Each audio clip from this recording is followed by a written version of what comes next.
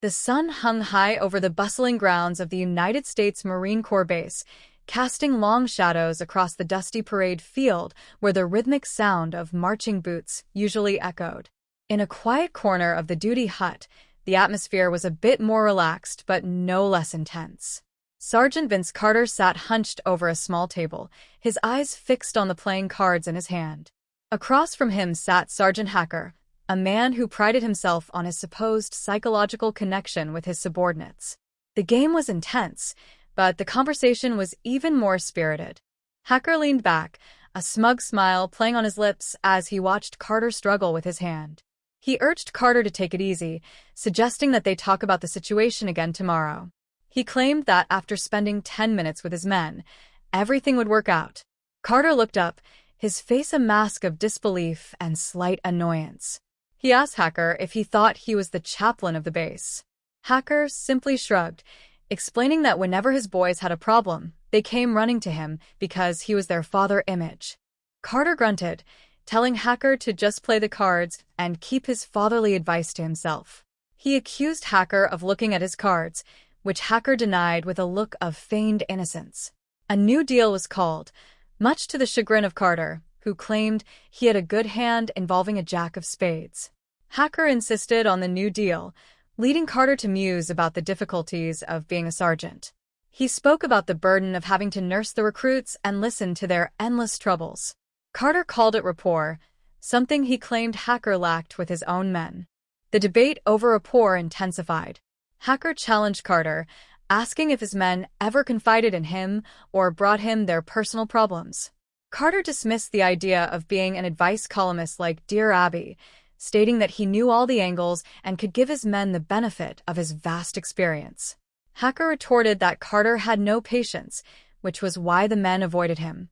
To prove his point, Hacker suddenly declared he had won the hand with a winning combination, laughing heartily as he stood up. Outside, the whistle blew, and the air was filled with Carter shouting for the men to move. He urged them to hurry, calling them creeping knuckleheads as they scrambled into formation. Once the men were lined up, Carter stood before them, determined to prove Hacker wrong. He announced to the platoon that he wanted to demonstrate his rapport. He asked if anyone had a problem they would like to discuss with someone older, wiser, and more patient. The men stood in stunned silence. Carter grew frustrated, urging them to speak up. He even asked a private named Slater if he liked him. Slater nervously replied that he did, but Carter could sense the hesitation. Suddenly, Gomer Pyle stepped forward. Gomer was a tall, lanky man with an innocent face and a heart of gold, though he often found himself in the middle of unintended chaos. He told the sergeant that he had a personal problem he was embarrassed to discuss in front of the others. Carter, eager to prove his point to the watching Hacker, invited Gomer into the duty hut. Slater was dismissed, and Gomer began to explain his predicament with great sincerity. Gomer revealed that his dentist had told him he had an underbite. While it was not a severe condition, the dentist suggested it could be corrected with a retainer. Gomer described the device in detail, explaining it was a steel wire held in place by a strap that went around his neck. He mentioned he would only have to wear it at night, but he was unsure if he wanted to go through all that trouble for such a long time. He looked at Carter with wide, hopeful eyes, asking for his professional opinion. The patience Carter had promised vanished in an instant. He shouted at Gomer, asking how he had the nerve to bother him with a stupid problem about an underbite. Gomer tried to explain, but Carter was finished. He ordered Gomer out of the office, yelling that he was a sergeant and not a dentist. As Gomer retreated, Hacker appeared, wearing a triumphant grin. He pointed out that Carter had lost his temper almost immediately, proving he lacked the patience required for true rapport. The two sergeants soon entered into a high-stakes bet.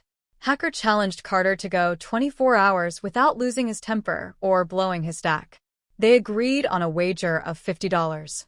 Hacker warned that he and his boys would be watching every minute for the inevitable explosion. Carter accepted, confident that he could maintain complete self-control. He checked the time, noting it was exactly 1700 hours. The countdown had begun. Hacker, however, was not planning to leave things to chance. He caught up with Gomer Pyle shortly after the bet was made. With a deceptive tone of concern, Hacker asked Gomer about the conversation regarding the Underbite. Gomer, ever trusting, explained the situation. Hacker feigned deep interest, telling Gomer that an Underbite was a very important problem. He lied to Gomer, claiming that Sergeant Carter had recently mentioned how much he missed their father and son talks. Hacker suggested that Gomer had probably just caught the sergeant at a bad time and encouraged him to try talking to him again. Gomer was touched by this information.